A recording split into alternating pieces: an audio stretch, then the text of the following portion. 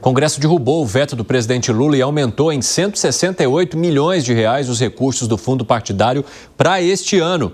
André Anelli, como ficam as divisões das siglas? Quem saiu mais rechonchudo dessa história? Bem-vindo. É isso aí, Evandro. Muito obrigado. Boa tarde a você, boa tarde a todos aqui no 3 em 1 da Jovem Pan.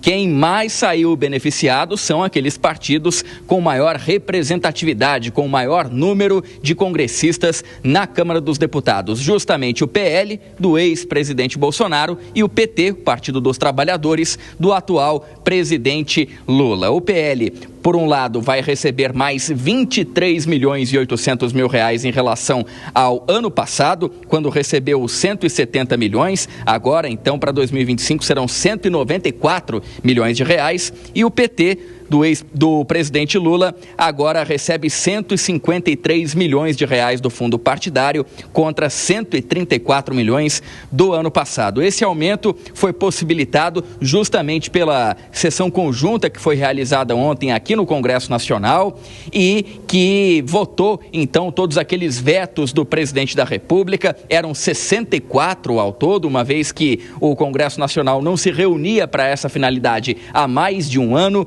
e um desses vetos era justamente o de dispositivos da Lei de Diretrizes Orçamentárias, a LDO, que impedia, de acordo com o presidente da República, de acordo com o entendimento do presidente Lula, esse aumento do fundo partidário na ordem de 168 milhões de reais. Só que os congressistas derrubaram esse veto do presidente da República e, então, esse aumento de 168 milhões de reais foi possível, passando de 1 bilhão e 200 milhões de reais, que era a previsão inicial para que fosse, então, repassado para os partidos a título de fundo partidário, contra agora 1 bilhão 368 milhões de reais. Esse aumento de 168 milhões de reais, portanto, foi escolhido pelos congressistas como um dos vetos derrubados do presidente Lula, fazendo com que não só os dois partidos, PL e PT, fossem beneficiados, mas também os demais, principalmente aqueles do chamado Centrão, que também tem uma grande representatividade aqui no Congresso Nacional. Desses recursos, 95% são destinados com base justamente no número de congressistas na Câmara dos Deputados, e os outros 5% são distribuídos de forma igualitária a todos os partidos, desde que eles atinjam aquela chamada cláusula de barreira e que assim tenham representatividade junto à população. Portanto, todos esses partidos saíram beneficiados e vão levar mais dinheiro público por conta dessa decisão do Congresso, dessa derrubada de veto do presidente. Evandro. Agora, Anelli, o presidente, ao fazer esse veto, acatava uma sugestão dos ministros da Fazenda e do Planejamento. Seria uma derrota para todos eles. Pois é, Evandro, justamente aquilo que o governo federal vem buscando de todas as formas, seja cortando ou tentando cortar alguns gastos ou, na maior parte das vezes, aumentar impostos para a população. O governo, nessas situações, tem tentado cumprir o arcabouço fiscal, que prevê, então, um déficit zero nas contas públicas já em 2025, com a possibilidade de superávit, ou seja, de arrecadação maior do que as despesas. E, nesse sentido, um dos mecanismos utilizados pelo governo era justamente o veto a esse aumento do fundo partidário de 168 milhões de reais. Isso foi vetado, então, pelo presidente Lula, mas o Congresso Nacional acabou derrubando esse veto na sessão conjunta do dia de ontem. E aí fica mais difícil ainda para o governo federal conseguir esse superávit, ou pelo menos o equilíbrio, o 0 a 0 nas contas públicas, empatando receitas e despesas, uma vez que agora são mais 168 milhões de reais de despesas, agora a título de fundo partidário. Evandro. Valeu, Anelli. Obrigado pelas informações. Ô Zé Maria Trindade, sabe o que me chamou a atenção nessa história? A diferença de escolhas no PT, na Câmara e no Senado. Porque no Senado, o PT alcançou maioria para derrubar o veto do presidente Lula. Na Câmara, o PT alcançou maioria para manter o veto, ao lado de partidos como PSOL e Novo, ou seja, uma divergência grande entre as casas, de um assunto que acaba digamos, trazendo benefícios para todos esses partidos, sejam eles de direita, de esquerda, de situação, de oposição. Como é que você avalia essa história, hein? Conta pra gente o bastidor aí de Brasília. É o seguinte, esse dinheiro, ele é distribuído, e eu acho isso errado, ele é distribuído com base em a quantidade de deputados. É um dos itens, e é o maior item, é o número de deputados. Então é o seguinte, o PT, ele tem a segunda maior bancada, né, da Câmara dos Deputados. Então, para ele ganha uma parte grande disso aí, de 90% distribuído entre os maiores partidos, né?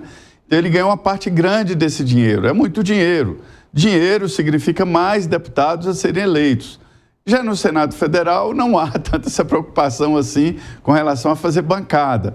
Mas é um momento ali em que os partidos se transformam em instituições e fecham o nariz para essa ideia de gastar dinheiro num momento desse, né, com a eleição. Os partidos políticos recebem fundo partidário, né, e fundo eleitoral. Fundo eleitoral e ano eleitoral, que é muito pesado, 6 bilhões de reais. Então fica a divisão ali do PT, o PT ideológico é aquilo que é mais racional, né? PT e PL, primeiro PL, depois PT, são os partidos que mais recebem o dinheiro do fundo eleitoral.